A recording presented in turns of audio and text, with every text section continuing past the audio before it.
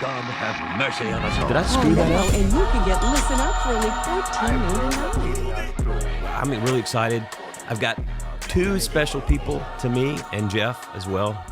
And we got our guest is Bishop Mande Muyombo, who is the resident bishop of the North Katanga Area, Katanga, in Africa, which covers North Katanga, Tanganyika. I think I say that right sometimes. Yes. And Tanzania, which are all a part of the Congo Central Conference of the United Methodist Church, which is a very large region geographically, but also large with a lot of United Methodists. And we've had Bishop Muyombo on the podcast a couple of times to talk about the great missionary work and the outreach to the people there and how churches do what they do as United Methodists. I'm also glad Matt Russell is out preparing for a retreat this weekend. And so I asked the Reverend DeAndre Johnson to come. He's an ordained deacon in the United Methodist Church, a good friend of mine at Memorial Drive United Methodist Church. You've been on the podcast before. I have, yeah. As well. Yeah. And what I thought would be interesting, because we are going to talk United Methodist stuff, this tends to be our most popular trending conversation topics. I say that jokingly, but it might be actually true. It is. Okay. Okay. Yeah, all United Methodists all the time. You've got a following, John. I don't know, but DeAndre's also, as I shared with you, Bishop, is on the Commission on General Conference. Is that how they call it? Yep.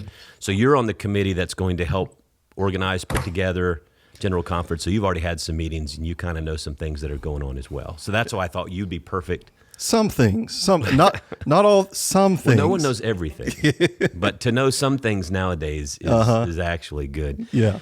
We'll see what we can do. Well, Bishop, we'll jump right into this, and thank you so much for being here. I hope your family's doing well. They are. Thank you. Yeah. You do great work, and you cover a very large, not only in your conferences, but in our denomination. You've been a very important voice. And so I want to talk a little bit first. There was a meeting, and it showed up in the United Methodist News, a meeting of a large number of African General Conference delegates, and you all were gathering to do some work together in person, which was a very special time for you all. Tell us a little bit about, we read the articles, but kind of what went on there, what was the spirit, what was talked about, how many people were there, just anything that you can share with us from what happened there. And it was in Tanzania, correct? It was. Thank you, John. Thank you, DeAndre, for inviting me and giving me this space to share. It has been a wonderful experience. Let me say that the United Methodist Africa Forum, it's a new caucus group that has been created, and I'm not a member of that group. You know, as a bishop, my role is to guide and help all United Methodists, depending on where they stand. But this is a group of United Methodists in Africa who are committed to the unity of the church, of the United Methodist Church. And they are also committed to mission. So they're organized by themselves. We, as the bishops, we received a report from them. They shared with us as the Africa College of Bishops what they wanted to do. And we felt that they were on the right path. But of course, it is our role as Episcopal leaders to provide them with some guidance. So they were able to gather almost 190 General Conference delegates from all over Africa. So they came from all central conferences in Africa. And as you read the press release, all of them affirmed the necessity to keep the unity of the church. Wow. And this is because the United Methodist Church has done tremendous work in making disciples of Jesus Christ for the transformation of the world. They continue to do so, and the United Methodist Church will continue. I think people in that room felt that regardless of the challenges that the church was going through, there was a way to remain focused on mission, on making disciples of Jesus Christ, but at the same time invite the rest of United Methodists to probably realize that the narrative you hear about Africa trying to disaffiliate may not be the voice of Africa. Although we know that some parts of Africa, you have heard more about in the past about the Africa Initiative, Right. which has been gathering delegates for quite some times. But this time, I think the particularity of this group is they are committed to remaining United Methodist. So that's one. And then the second piece, they felt that disaffiliation was not the way forward. They recognized the context of Africa in terms of theological stand. You may have seen in the press release when it talk about the social principles, especially when he came to the definition of marriage. Mm-hmm. But they also realized that regionalization was the path forward that could help United Methodists live contextually and be able to maximize mission and ministries. That's what I felt in that room. And again, John, I have to emphasize, as a bishop, I'm not a member of the United Methodist Africa Forum, but at least I was invited as a host. And as you know, they chose Tanzania to be the host, and I said yes. And I was also invited to be on a panel with Bishop Berlin, Bishop Panit from the Philippines, and myself. And that particular panel was led by the Reverend Adam Hamilton from the Great Plain, from the Church of Resurrection. So that's what I can say in a nutshell. No, that's great. So when you the one thing that I saw an article in the News, and I just shared it with Jeff, and it's from the Congo, and it's about our mission together work at eliminating measles. Yes. And I'm sure you're aware of that. And that's just in the Democratic Republic of Congo, and how the United Methodist Church is preparing to play a major role in that, fighting that disease. Mm-hmm. So, when you talk about our mission united together rather than divided and fracturing, that's just one example that was in the news this past week of the work that we do as United Methodist around the world. And I thought that's an example of what you're talking about. So you said 190 plus delegates. Yes. And I think the African continent has around 260 delegates maybe total? That is correct, yes. So I'm not good at math, but that's got to be, 75% thereabouts, of the delegates from Africa. Yeah. And they are making they discussed and did these resolutions saying that they believe in unity. Yes. And they, in unity with the United Methodist Church, they supported regionalization. We'll talk about that in a minute. Mm-hmm. And they also reaffirmed traditional understanding of marriage, which we've talked about before on the podcast with you, that in Africa, marriage is even done different. I learned a lot from you about when you were saying, when you visited a chieftain in a tribe. I don't know if you want to share that story or not, but even the way marriages occur and take place in Africa can be very different contextually than here. Yeah, it is very different. I mean, for us in Africa, actually, what we call traditional marriage, it is the priority. I mean, we do a traditional marriage without even looking at the Bible. It is about our customs, our culture. Like in my culture, I'm from the Luba tribe. They are requirement in terms of how I have to get married. For instance, I have no offense to women, but it is who we are. I have to bring a goat. I have to bring cooking oil. I have to pay the dollary.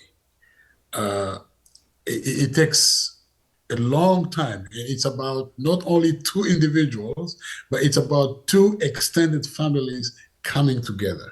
Wow. You're right. It is only after going through that first process, then I can go to the state and have civil marriage. Mm-hmm. And then finally, if I want, then I'll go to the church and have a religious marriage. So even in our liturgy, as I said in the previous podcast, that pastors always ask the families, have they gone through traditional marriages? Have you received what required? If that has not happened, then there's no way to proceed with religious marriage. So, and in our understanding as Africans, is marriage is between one man and one woman. Of course, there are polygamous couples, but of course, we as the church have said, no, polygamy in the church will not work. And you know, something very interesting, John, at the same time we're meeting in Tanzania, that's where the Roman Catholic Church was going through this debate around benedictions. You know, I really invite you to read that document, Fiducia Supplicante. It's a very interesting document where there's a tension between the pastoral and the doctrinal. But the African Catholic bishops have said, no, this will not apply to us because we live in a very different context. And it is similar to what the African bishops have said in the past in their statement. We have said over and over that marriage for us will continue to be consistent with our contextual cultural values. And that is why you saw with the United Methodist Africa Forum, when it came to discussing around revised social principles, they said, well, for us, we believe that marriage is between one man and one woman. Again, this is contextual, this is cultural, and this is what people believe in. Yeah, and it's fascinating too to me how when we talk about it in the United States of America, I don't know if the right word is objectify Africa. We think we know that Africans are just like us, just like the conservatives of us. Right. Yeah. And it's so lacks so much understanding of cultural difference. Well, absolutely. Well, cultural difference, and also even difference in how we understand terms, right? Like part of what I hear you saying essentially, Bishop, is that speaking specifically to this context about understanding marriage, is that there's a tension that's maybe tension is not the right word. There is both a yes and quality to what is part of cultural relationship, etc., and what is part of Christian identity. There's a sense of both, of yes and. That's right. Right, that you add in, and you mentioned this in a document that I was looking at, a presentation about some of the regionalization conversation. Adam Walls, I think it is quoted about this indigenous kind of principle that we hold right alongside this other this pilgrim principle that says we are all at once called to this local context, but then also we're called to this context of something that's beyond our individual selves, our indigenous selves as well. And so it's a both and, it's a yes and for those things. Yes, and I think to your point, I think what I've seen in our debate is there's been a tendency to equate regionalization and homosexuality. You hear that narratives a lot. In fact, the counter argument and the push that we are receiving on the continent of Africa is this tendency of really trying to say regionalization equals homosexuality. But I think if you go back to those Central Conference delegates, and I want to give credit to Reverend Lloyd Nyarota and others, their main concerns were to say, how can we make mission and ministry effective in our various contexts? Yeah. I think there are values that emanate from every ethos and really help us in terms of how we can make mission effective and also ministries. Mm-hmm. So to the extent that, yes, in that particular context, then the issue of marriage is one of them. There are several other issues that we deal with. I mean, let's be honest. I've told John this. I mean, there are issues discussed at General Conference that don't make sense to the rest of the world. They are Americans, unless you're someone like me who has become a bit cross-cultural, but even the use of the terms. I'll shock you to say that in Africa, when you talk about being traditionalist, in Tanzania, you have the way they categorize the religious groups. You have Muslims, about 32%, you have Christians, about 31%, and then you have another 30% of people they call traditionalists. So traditionalists in Africa are considered to be people who don't know anything about the gospel. Right, yeah. So you see how even the use of the term yes, is different, because the community gives meaning to a certain word. The experience gives meaning. You know, so you're 100% right. So and again, regionalization, in my views, I have a colleague, Bishop Lunge from the Central Congo, who I've come to love very much because of his writing. He says that for him, he sees regionalization as an opportunity to have what he calls the Africanization of United Methodism. Amen. Yes. You see, because every sector of the world has given United Methodism a flavor. Right. I mean, I had a chance to be at Chapel Hood and to see this wonderful man, John, preaching, leading. You know what I came out with? The way he does benediction. I mean, he walks, he's going out, and he's blessing. That has been an highlight of my visit in Houston. And that's, I mean, I cannot repeat that in my context. Right. But this is something that he has created at Chapel Hood in Houston.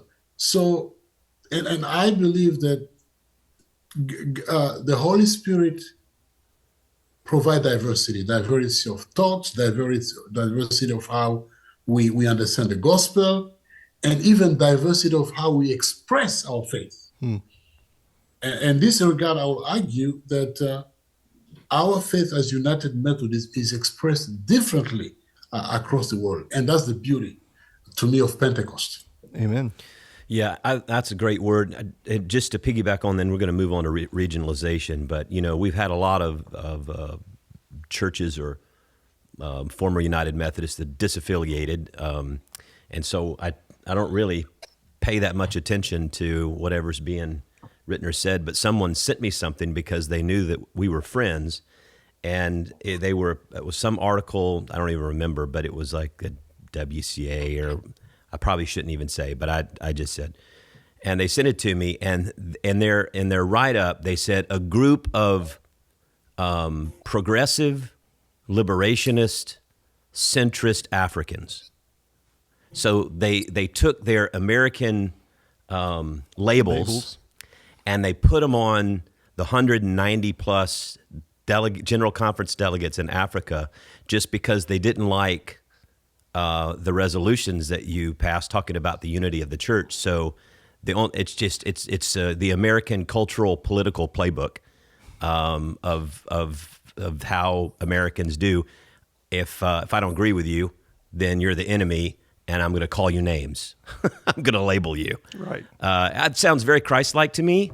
I don't know if that works over there, but Yeah, I mean, but even these labels, I mean, like, I would imagine traditionalist means something different. These labels that they use, I guess it's written for an American audience, but I just think it's interesting that that they, and I don't want to linger on that, but because we will talk at the end, I think a little bit about what's going on the ground there in Africa. Well, let's talk a little bit about this regionalization.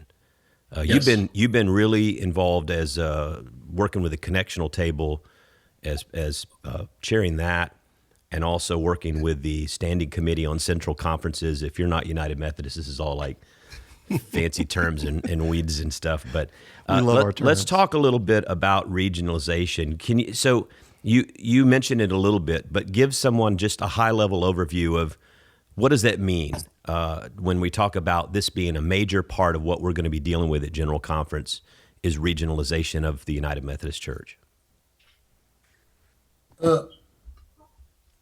You know, one thing to consider, John, is if you read, if you go back to the 2016 Book of Discipline,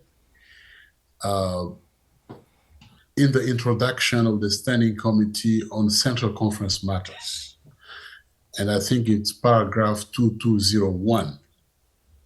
And this is what it says. It says that the General Conference recognizes the differences in conditions that exist in various areas of the world, and that the changes taking place in those areas.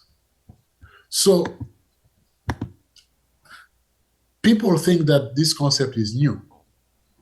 I don't think so. I think when the church started expanding and growing, the challenge which became an opportunity was to say, hey, wait a minute here. Yes, United Methodist is present in so many countries, but it is being planted in places that are different in the way they express their faith, even the way they worship. The past 2 weeks, I've been meeting with my constituencies. I met with UMW in my area. I met with the youth, the choirs. I'll just give you an example. I told them, I said, listen, when I was a student pastor in Kansas City, Missouri, if I'm invited to preach, I'll make sure that I have a 15 to 20 minute sermon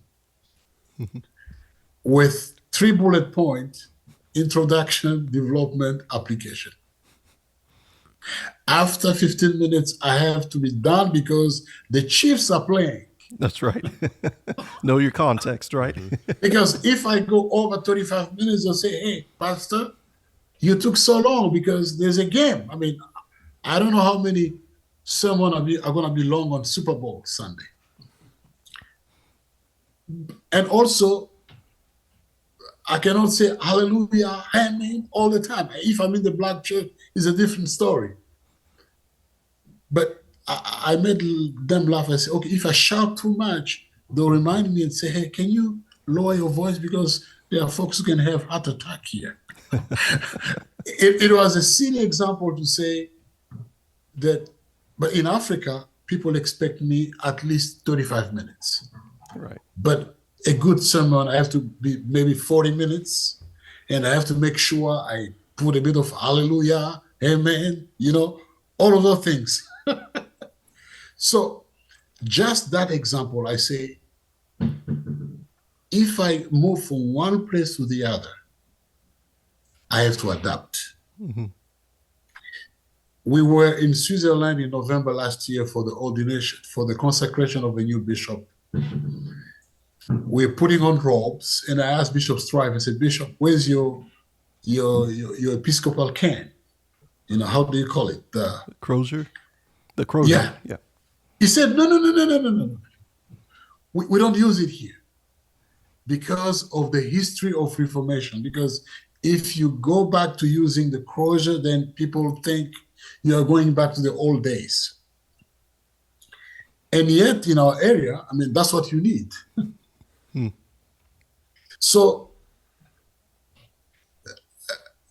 So going back to the introduction to the Standing Committee on Central Conference Matters, that was the beginning of the discussion around regionalization, that, hey, wait a minute, we need to pay attention to the contextual realities. There is no way that we can try to apply everything that is done in America somewhere else. Let's acknowledge America has been the center of United Methodism. But I can also submit that the center of gravity of United Methodism has been moving somewhere else. Mm-hmm. Isn't it a time to de-center the US and provide opportunities for equal treatment, equal structures, where all the voices from other places can be heard? It pains me, John, to see how these labels have divided the church in America. Can Africa be that prophetic voice to say, you are now living in camps? Yeah. Liberal, centrist, progressive, compatibilist, and there are so many acronyms that are coming up. Because we don't have those words in our languages. I do not know how I can explain it to my people in my area, the difference between a centrist and a liberal. But we acknowledge that this is what is happening in the US. So the worldwide nature of the United Methodist Church requires us now to pay attention to the contextual realities of every place and see how that can impact United Methodism. Do you feel, because you are cross-cultural, having been educated in the United States and have been here, do you feel and sense that a lot of what's happening, where there is some dissension in the African United Methodist Church, do you feel that a lot of that has been imported from the United States political, cultural baggage, and it's trying to be pushed in, or is this something that's uniquely African? Because as we know, there may be some United Methodists in Africa who don't want to remain United Methodist. I mean, that is true. Yes. So, do you see that as something that's uniquely happening and as an African conversation, or do you feel or sense, and do others feel and sense, that there's been a lot of infiltration or infusion of American politics, American cultural, American issues that's trying to flavor that? I don't know if that's the best way to answer ask the question. But is the American influence undue? Is it too heavy in some of that? Well, the first statement I would say is, I love America. So I love America very much. But I have to say that when did Africa become important in the discussion in this church? It is when Africa started having more votes at General Conference. You know, using the American politics, you will say that African votes have become swing votes at the General Conference. Yeah. That because of the numbers, now almost 276 or 78, with 862 delegates, then each group in America has worked so hard to create proxy groups in Africa. You know, and say, okay, I want to make sure that I have some African delegates with me who can support the legislation, my agenda. And I have to give credit to the WCA. They've done a good job in the past. They build relationships When they came, people thought they came from missional interests, but later on, I think it became clear that it was a way for them to make sure that their agenda was carried by Africans. So to the extent that today, yes, John, your answer is yes. I think the division that is experienced in America is now being exported to Africa and trying to put Africa against each other. And I think that those are the kind of things personally I'm resisting. And I don't think it is healthy. I don't think it is helpful. Let's talk about regionalization, for instance. I read the Transitional Book of Discipline of the Global Methodist Church. I found out that in paragraph 609 of the Transitional Book of Discipline of the Global Methodist Church, it says that they may create regional conferences for the same reasons that are being put forward now.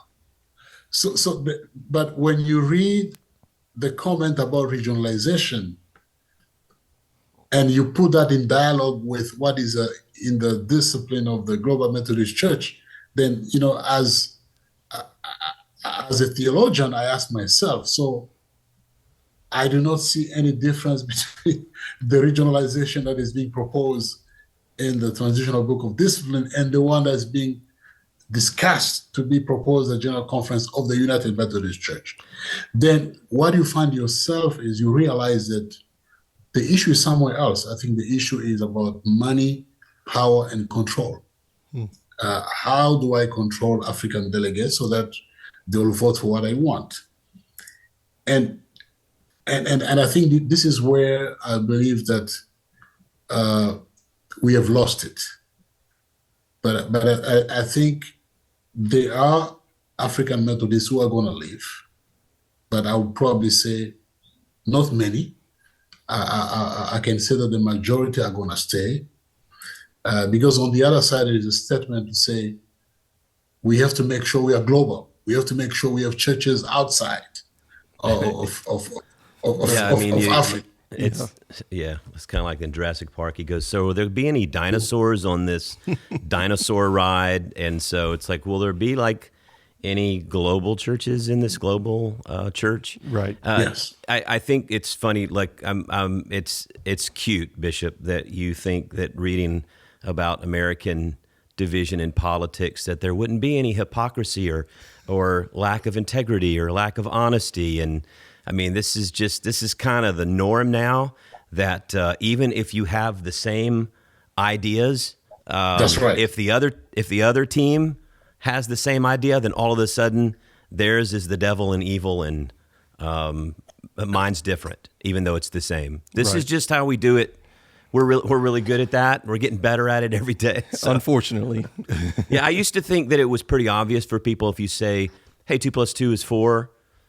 And I used to think everybody gets that, and I just don't assume that anymore nowadays. So, it's just unfortunate to me when we talk about colonization, right? The colonizing principle of allowing Africans to speak and have a say in how their context of ministry functions, and then for people over here to say, no, they're against regionalization. They're fighting regionalization because they're saying that's colonialistic. And I don't understand how elevating the United Methodist Church in Africa, allowing Africans to speak into their context and make their decisions for their context, that seems to be not like that's the reverse or the opposite of a colonialistic thing, which the church has been guilty of our entire existence. Yeah. And I really love what you say about the Africanization of the United Methodist Church, because we need something. We need some help over here in the United States of America. So maybe we could learn like a lot of good stuff from our brothers and sisters if we became equal partners, rather than, hey, you come 13 or 14 days to General Conference and sit over there on the side for 12 days while we talk about United States stuff. Let us hear from you. Like when you talk about Ubuntu, right? Did I say it right? Yes. This understanding of the value of unity is so scriptural to me. And That's yet right. I see that when you have 70+% of these delegates who say, we're going to be united together, United Methodist, but we're going to be united as Christians and not divide the church so that we can be more effective for mission and ministry. That seems to align with Jesus and Paul, Right. to me. Yes. Well, anything else on the regionalization, DeAndre? Any questions for? Bishop, I'd like to hear you tease out a little more. You mentioned that for regionalization to help provide a mechanism, really, or structure by which every voice of the church will have equal weight and value, right, around the table. Yes. As you understand it, particularly out of your own context, what might be, say, 2 or 3 tangible aspects that you would point to say, here's what regionalization could enable for us in order to realize that equanimity of weight and voice in the church? Well, this is a great question. I think let me say that America should be proud of the mission work that you did in Africa and other places in the world. Mm. It's like you have a child who is now grown up. You know, our grown-up child, sometimes as parents, we don't want our children to tell them things we don't want to hear. We think that we are the one who should give lessons all the time. Yeah. Well, the parents as the parents get older, then they become the children, and the children are actually the grown-ups. So I think you really, what you see in Africa, it is a result of your prayers, of your presence, of your finances. You have worked hard for us to be where we are. I mean, my example here is I could have not been where, and if it wasn't for the investment that the church did in Africa University and other places. And I'm not the only one. There are several people who have benefited from the education that United Methodists across the world rally together and build schools. So I always look at myself as a product of mission. You know, I would say I'm the return of your investment. Amen. But at the same time, am I the right person to tell you what to do? I think that's where it becomes a very bitter tablet or medicine to swallow. I think Africa is looking for some kind of autonomy, theological autonomy. I mean, even in terms of governance, we have stayed a church that was very U.S. centered. If America coughs, the rest of the United Methodist has to cough as well. It is positive, but it doesn't empower sometimes. I think regionalization will give us an opportunity to look into our assets, look into our talent, and see how we can also invest in our own mission program, invest in our own ministries, but at the same time remain authentic to who we are without compromising our identity as Africans. So that's one example. I'm looking at that's where regionalization talks a lot about a post-colonial approach to doing church, a post-colonial approach to leading the church. Even the understanding of evangelism, of mission. So the Africanization of United Methodism really gives us an opportunity to remain well connected, but also dig into our own resources, our own values, and uplift them and share those with you. So that's that's probably one area. So I'll emphasize on decolonization, and I will emphasize on a sense of autonomy. I've said, if I believe that marriage is between one man and one woman, it doesn't mean that I hate the other people, but it doesn't mean that I cannot be in relationship. It doesn't mean that I cannot be engaged in mission with other people, but I'm only saying that this is what is authentic of who I am as an African, with a sense of convicted humility. Yeah. And there is no theology which is above the other. I think John and I have spoken in the previous podcast about contextual theology. But also give us a chance to come to the table and say, can you also learn from us? Even if we are your grown-up children. Yeah. Yeah. Well, I'm sure there'll be a lot of going to be continued conversations as we lead up to the United Methodist General Conference, which happens in April. Get ready. Charlotte, which you've been, and you're going to put on a party. You're going to help throw the party, right? We'll throw a big party for you. Great. Balloons. All right. Confetti. Nice. Get ready. I'm just still stuck, Jeff, on Bishop Muyombo. So when you got married, you took a goat and some oil and a dowry. I think when I first visited my in-laws, I think I took them a fruit cake. But I didn't have to pay a It's a little dowry. different. Yeah, I didn't have any money. I couldn't do any of that. Yeah.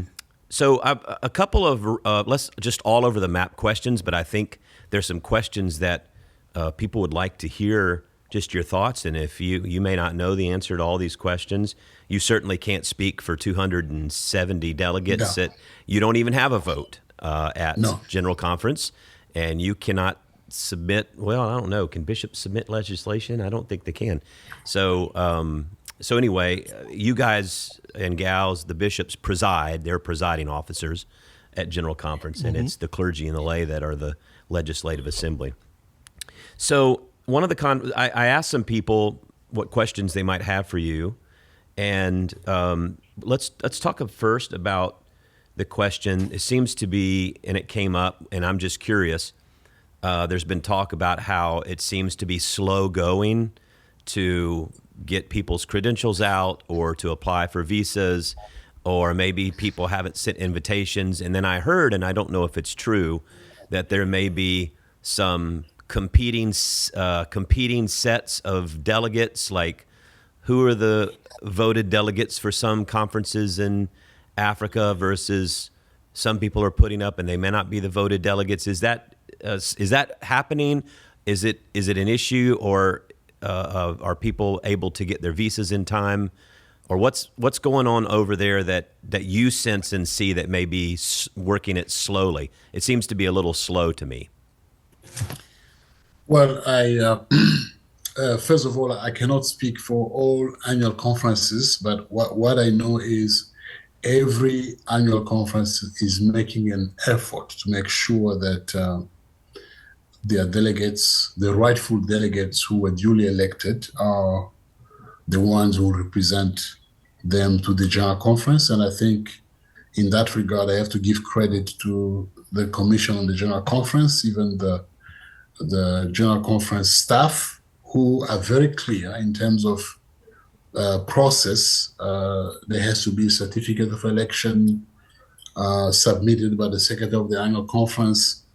But there are also cases where people change status or people die. I think they are very clear in terms of how reserve to be used. And there's been constructive conversation. And I think in that regard, I think they are making sure that things are done in order so that those who will be seated will be the rightful delegates. So I trust that the annual conferences and the General Conference staff and the Commission are doing that work.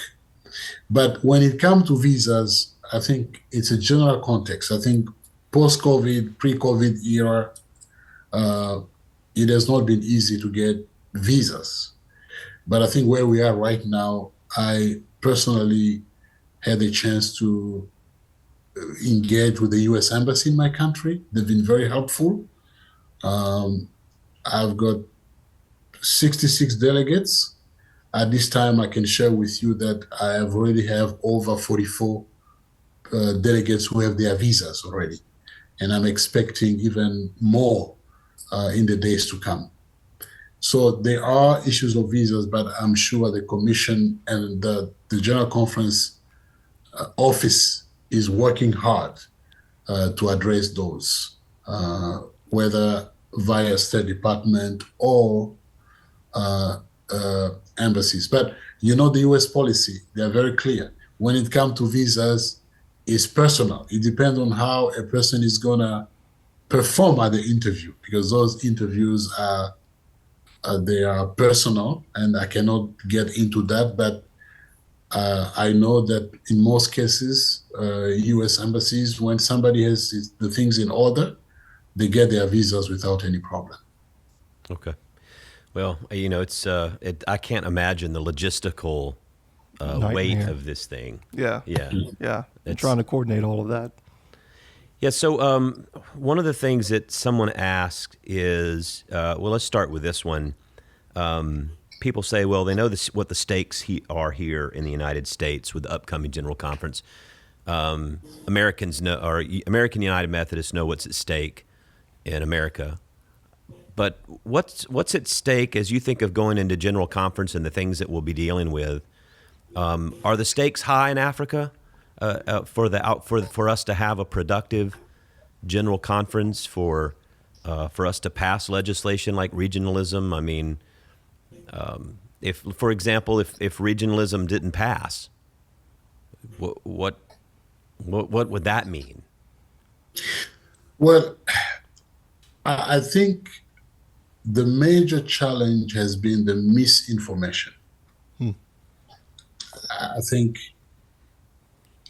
and you know where it's coming from. I think nobody expected that a group of 190 delegates would say yes to regionalization. Now, the aftermath that you see is now a lot of writings. Yes, I read a lot of writings. and name calling.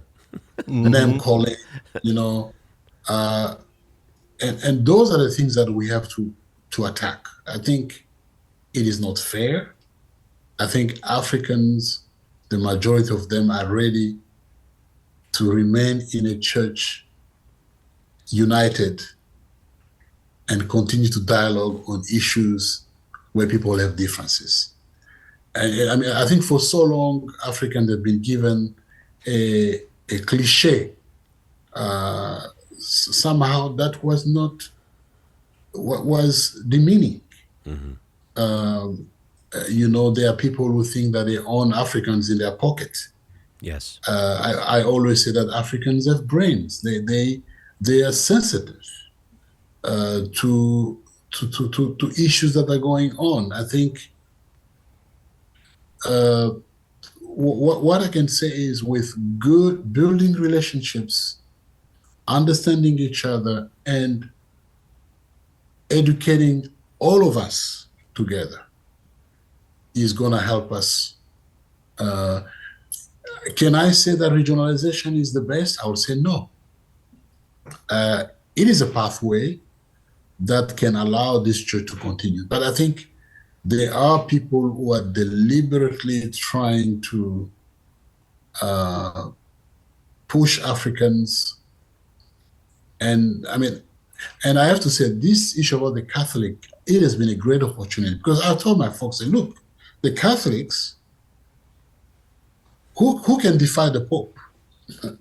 This was the first time that African bishops and the Cardinal from Congo, who is the president of Episcopal conferences, I had the chance to meet with him while I was in transit. They went to see the Pope. They say, yes, that will work in your context, but it will not work with us. And together they crafted a document. They have not left the church. And I don't understand why disaffiliation is being pushed to Africa. Why are people going to disaffiliate in Africa? I don't get it. Because The annual conference decide on who should be ordained. The local church decide who should be married. And then our culture or our custom decide how marriage should be conducted traditionally. So we do have some kind of safeguard to keep ourselves from things we believe can affect our faith. So what I would say is this: I think if we can go in there with humility and also realize that Christ is the head of the church. You know,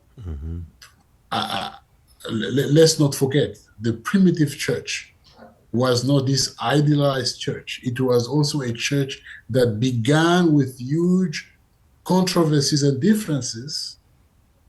One of them was the issue of circumcision. Right. They felt that John, Peter, and James were good for Jerusalem. They also decided that Paul and Barnabas were good for Antioch and other areas. But they continue to be connected in mission. So I believe that people in America, in Europe, in the Philippines, if together we come with a sense of humility and say, maybe this is the way that they can help us deal with our issues. And if we can also realize that who is the head of the church is Christ. Could we, all of us, go at his feet and say, help us move forward? Yeah. That's why I am, John. I think I strongly believe that by coming together, we can come up with joy and with a sense of Ubuntu, a sense of community after this general conference. So another question, and DeAndre, just jump in if you want, but there's a couple of them on here. You mentioned disaffiliations. There's legislation to extend 2553, which allows local churches to exit. That's a very American thing. It never got implemented outside of the United States. United States culturally, though, is very divided, very hyper-individualistic. Of the 7,000 churches that did disaffiliate, 50% of those churches are now independent. They're not GMC.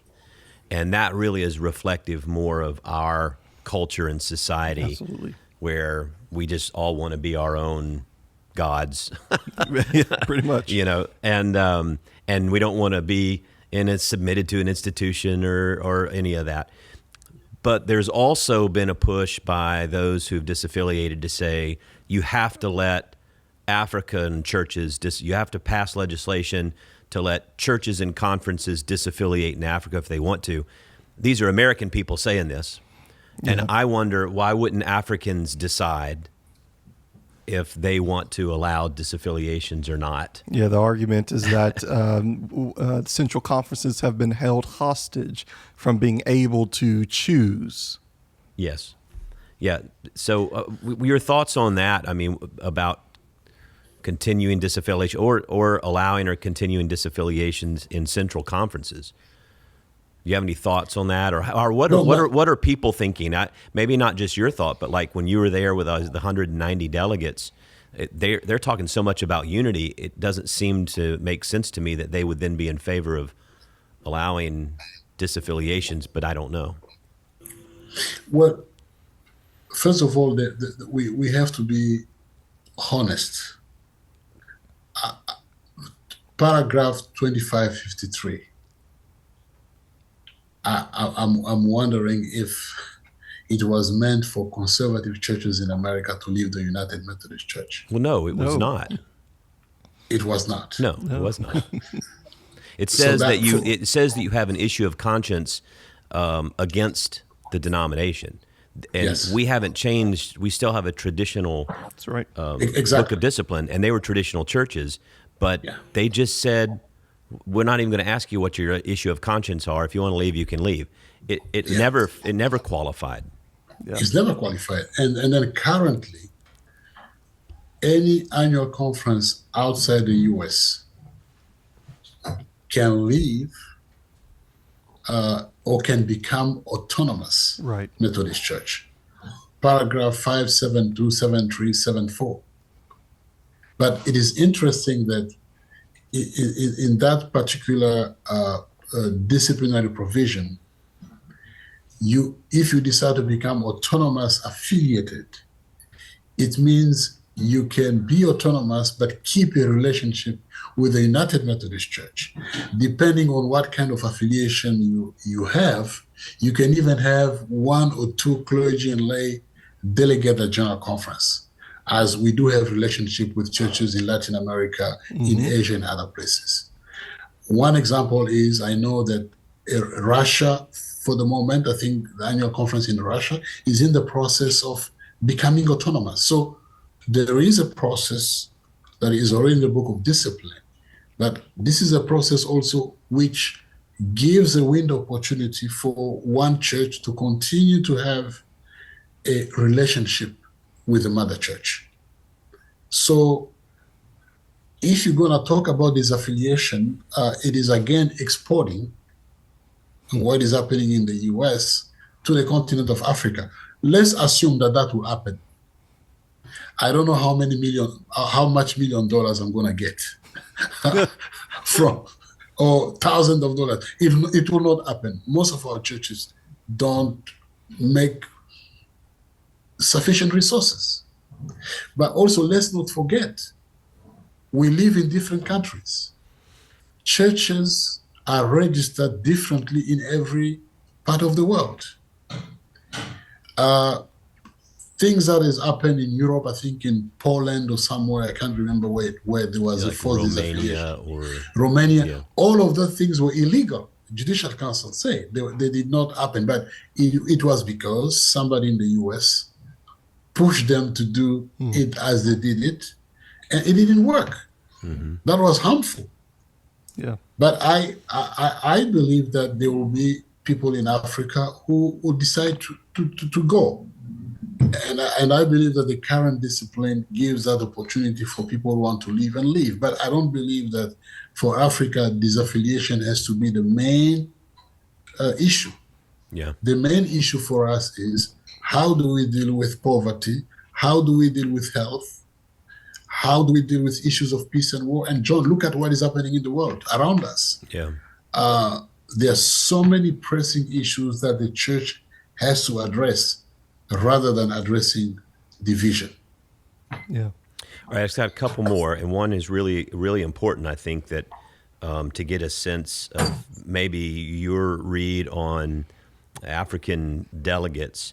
So in America, again, culturally, now that a lot of disaffiliations have occurred, there will definitely be legislation and a push to remove the language in the Book of Discipline that either prohibits ordination or marriage of same-sex or LGBTQ people. And so I would imagine that will come up for a vote.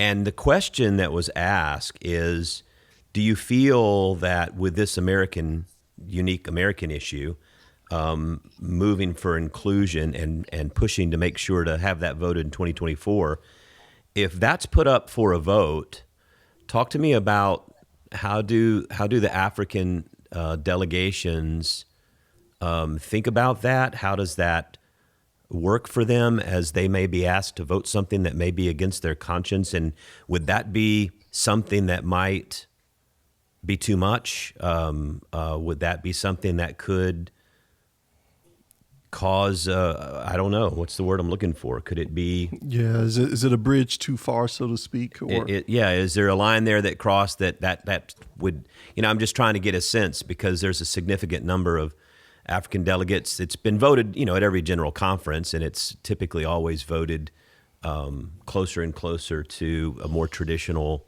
decision. But just your thoughts on if that comes up and people are pushing for that, what position does that put the African delegates in, and kind of what would be the outcome on that? I mean, yeah, you have a crystal ball. You can tell me what the outcome would be. But No, I cannot predict, but what I can say is I think one of our major issues, John, has been we try to legislate everything. Mm-hmm.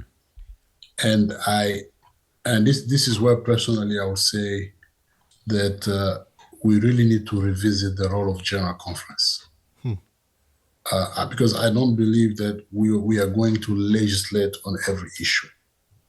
There are certain fundamental doctrinal stand that are not easy to deal with. Again, I'm really reflecting on what I've seen from our Roman Catholic brothers and sisters. I think we also have to learn from them. I think for me, we really need to have a serious theological conversation around our ecclesiology. How are we going to manage the tension between being pastoral and the pastoral aspect and the doctrinal aspect? I think it is fair to say that there are several constituencies that are seeking for some pastoral attention. But I'm not sure if that should necessarily touch our doctrines. I think this is probably where and again, when he talks about regionalization, again, that's where there are now various school of thoughts. I'll probably say, for me, we need to emphasize on the pastoral, and maybe at some point let every area deal with those issues. I don't want to use. I want to use the word individually, but that may not mean necessarily touching the doctrinal aspect. Again, it requires 2/3 of the vote. Right. One, then it requires ratification by annual conferences. You see, and for me, the most difficult thing, it is not even a general conference, but it is the ratification by annual conferences. When you deal with constitution, or you deal with theological task, doctrine, or you deal with social principles. What I hear in regionalization, the way I understand it, is it really helps us to allow some of these issues to be dealt regionally on a more pastoral way. Maybe my answer to your question is it will be difficult for an African to vote, for instance, the change of definition of marriage. Correct. Right. It will be very difficult. I have to be honest with you. But that's why I say that we have to raise a question. Are we going to put everything to vote? Are we going to deal with everything pastorally? Are we going to legislate on every? Unfortunately, this is our system but I think we have come to a point where maybe we have a structure which does not address the contextual issues of the day. So I hope I was able to answer your question, John. I really appreciate your distinctiveness between how we handle some things doctrinally, but other things need to be handled pastorally. That's right. And it's not that they are in opposition to each other, but to handle something pastorally is to be in more relational relationship with a context and a circumstance and a people within the circumstance, within a context, right? And I think that's a very helpful distinction for us to make and to keep in mind as we think about how then shall we live together? How then shall we organize or structure ourselves together?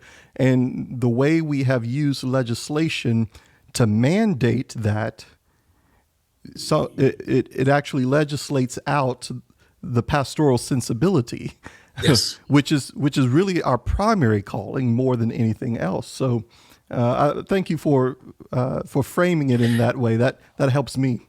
And we, DeAndre, we come out of the General Conference as winner and losers. I don't feel that's the best way of coming out of General Conference.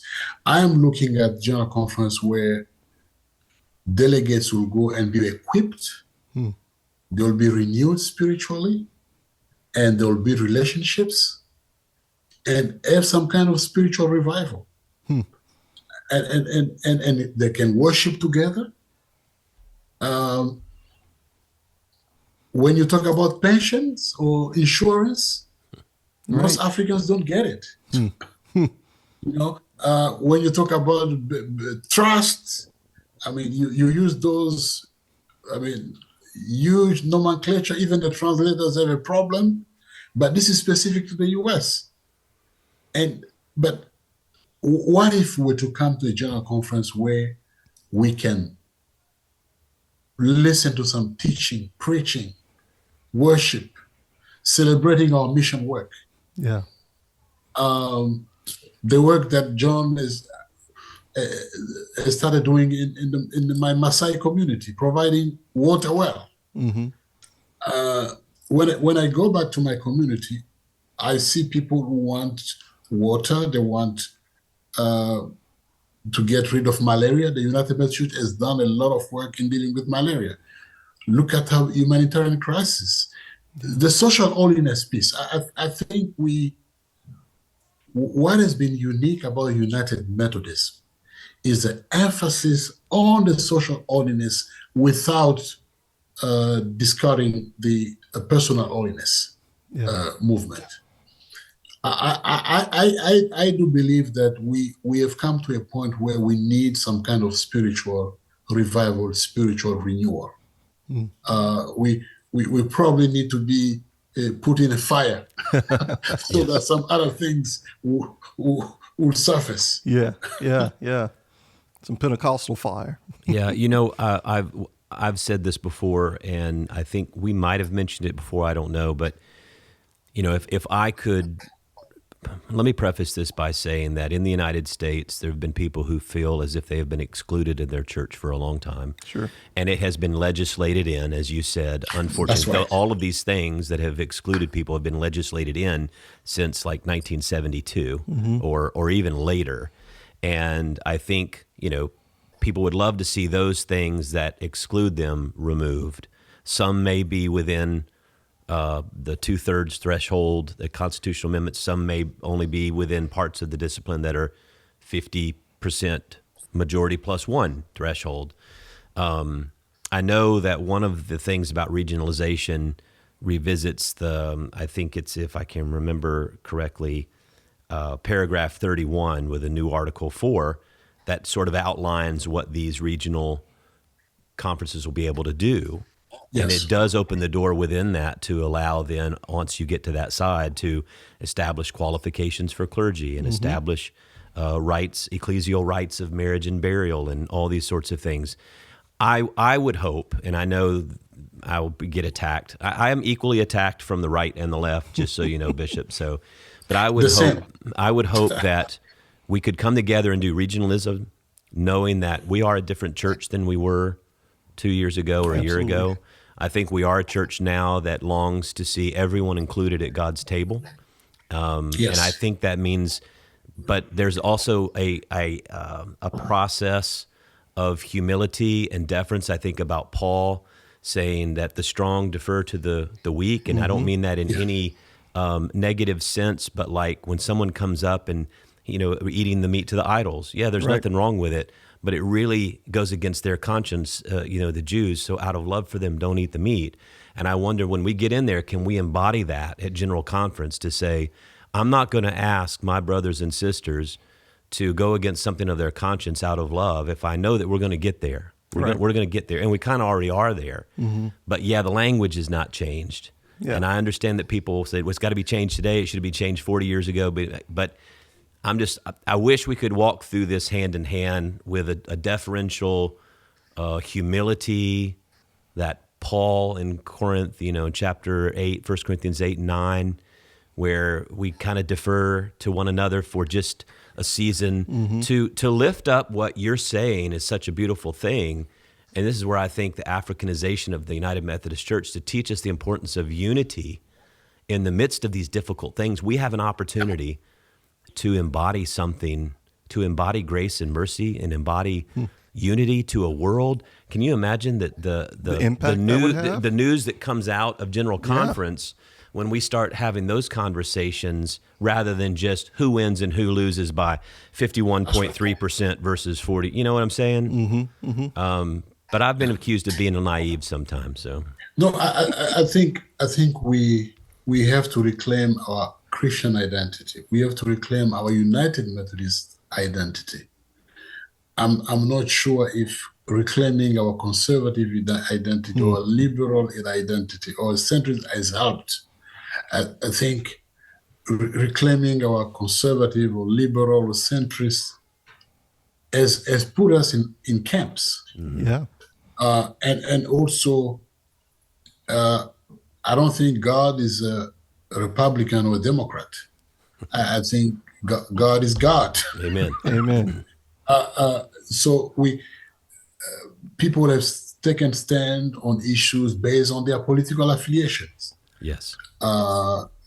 Jesus Christ disappointed the zealots. You know, the zealots were expecting that he was coming to join them in their nationalistic fight. But he came with a message that embraces everybody in the community, especially the least of these. So I think, being in the U.S. context, I think we must have a church where conservative are going to have a place at the table, liberal are going to have a place at the table, centrist is going to have at the table.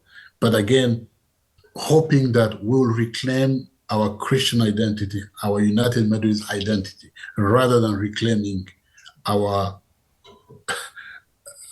camp's identity. Yeah. Yeah.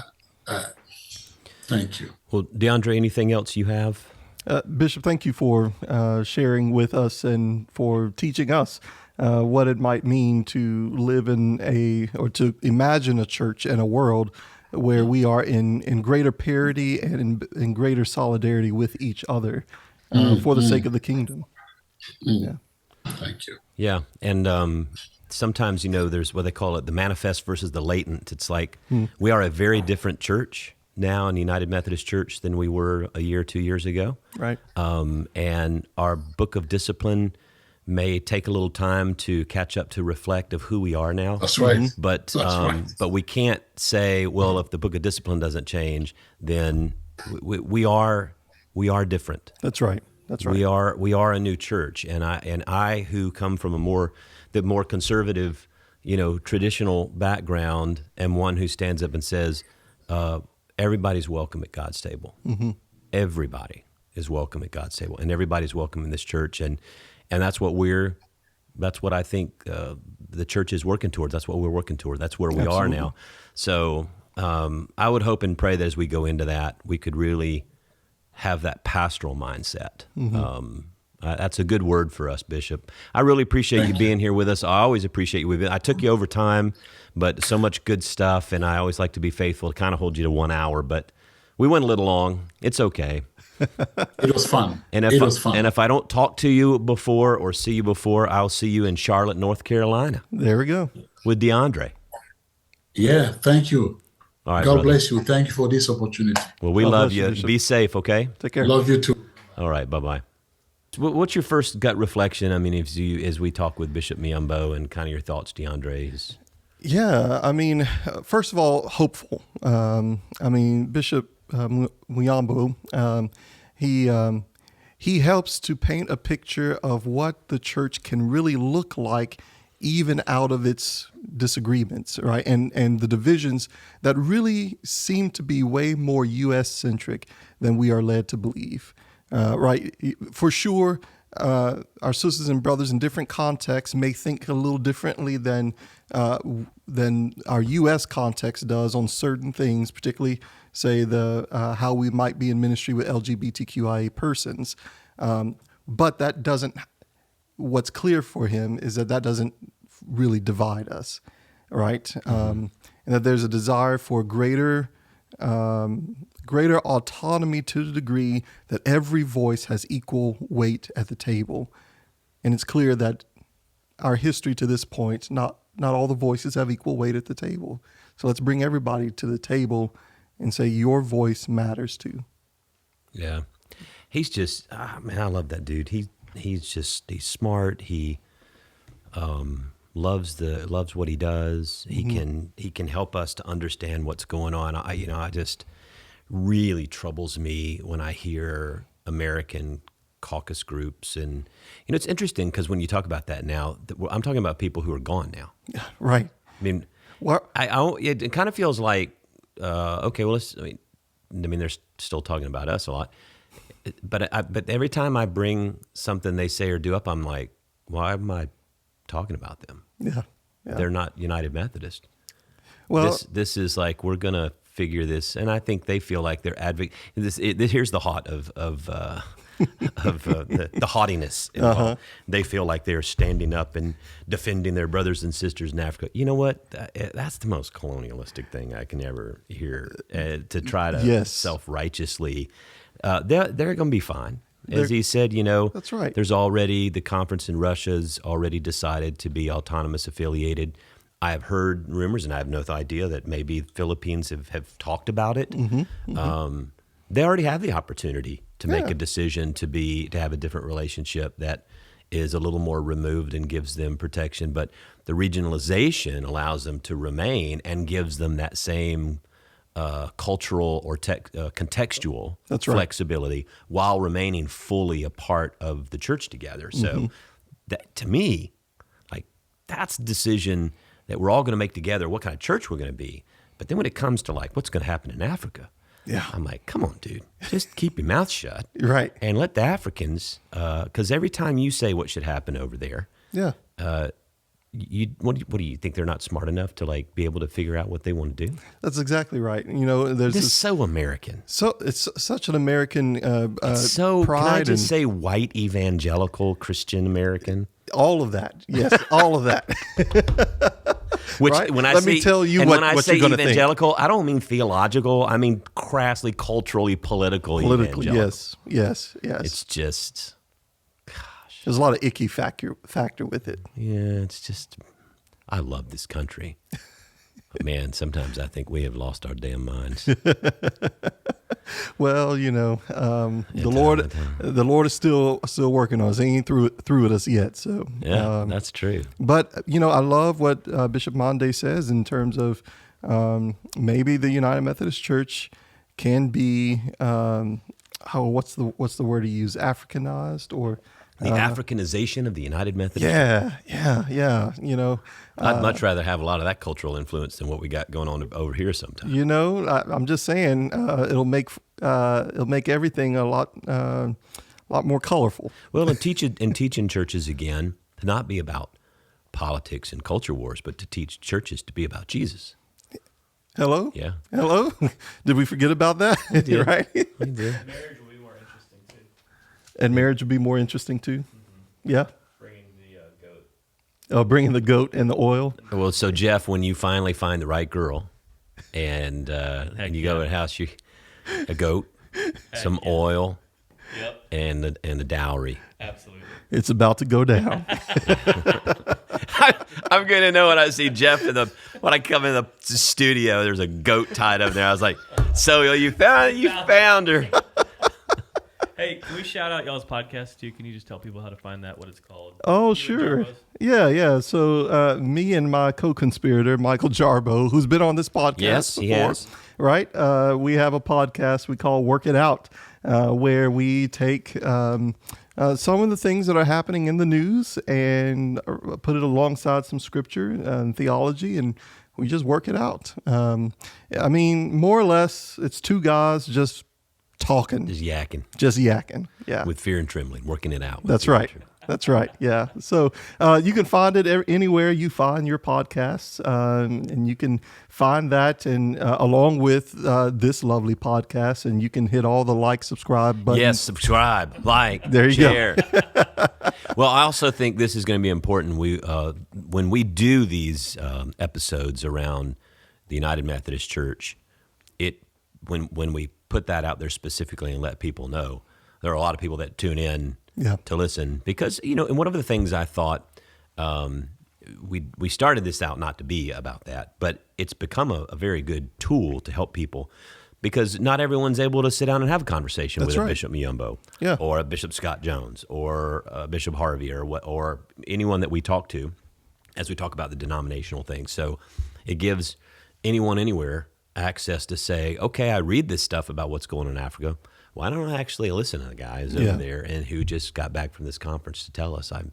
I think that's helpful. I was a history major, so we always had a primary source material. Well, and that's what I was just going to say. Like, sometimes our culture leans into the soundbite news sources and even soundbite theology. And so providing a space, and I thank you for this, providing a space where you can get to the primary source. And all right, so let's hear from somebody who's on the ground, right, to talk about, so what does this mean? What does this look like? What are you thinking? What are you hearing, et cetera, as opposed to just going off of the sound bites, and any old pundit can write some blog post. Well, they do it all the time. Well, they do it all the time. You got a UMC, a little advocacy newsletter, and a WCA one, and God bless their hearts. They just are actually, I don't think they realize this. They're only talking to each other. Yeah. Nobody else is really, I'm just saying. Yeah. I'm in Christian love. In Christian love. Every article that somebody sends me, it's like, there's just, well, they just wrote blah, blah, blah, blah, blah, but they're liars and schemers and fraud. Well, they just wrote da, da, da, da, da, and they're just out for raising the money. But then they ask at the end, hey, send us the money. Right. I'm like, gosh. Yeah. Well, I mean, that's like kind the of Taylor Swift song. She goes, I look in the sun, but never in the mirror. Yeah. I mean, that's kind of how our politic is right now anyway, such that there is that it leaves this question, the same question Pilate asked, right? What is truth? And you really have to use some good spiritual discernment and some practical common sense to get to it. Yeah. You know. Well, I appreciate you being here, taking time to do this with me.